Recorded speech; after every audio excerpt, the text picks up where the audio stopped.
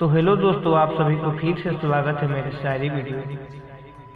चलिए आप सभी के लिए हम फिर से लेकर आ गए न्यू दर्द भरा शायरी, जो कि काफी अच्छा है। आप सभी सुनिएगा तो दिल रो देगा आप सभी को।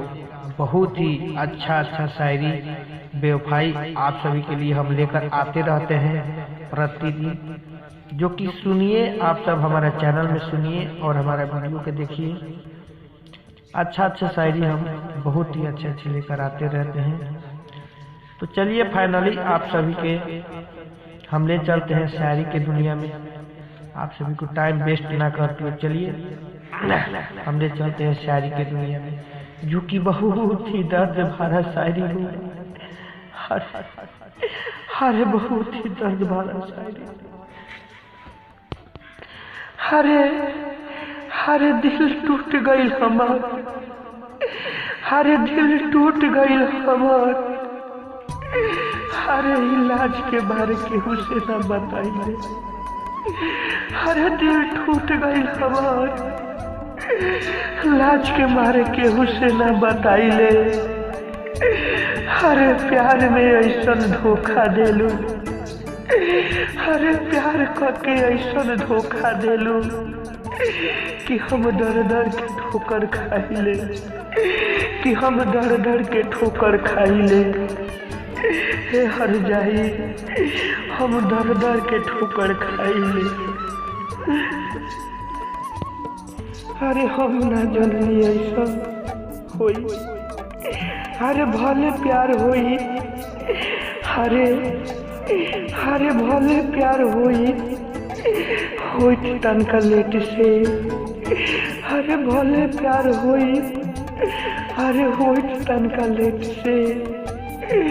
अरे हमके तू बिसरा के, अरे हमके तू बिसरा के आ घूमेलू दूसरा के संगे बुलेट से। अरे घूमेलू दूसरा के संगे बुलेट से। अरे हे बेवफा, अरे घूमेलू दूसरा के संगे बुलेट से। हरे ऐसन रोग लागे ना, हरे केहू के ऐसा रोग लागे ना। हरे ऐसन हवे ई बीमारी, हरे केहू के ई रोग लागे ना। ऐसन हवे बीमारी। अरे तू हमके भुला देलू, अरे तू हमके भुला देलू।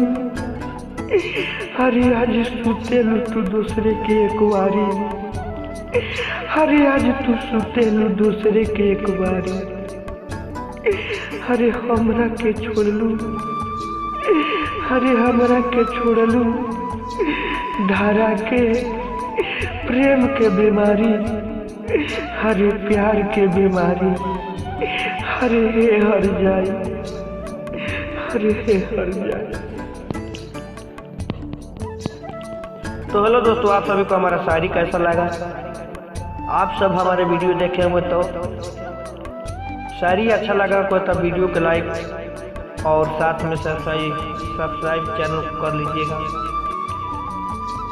और आप सब हमारे चैनल में बने रहिए।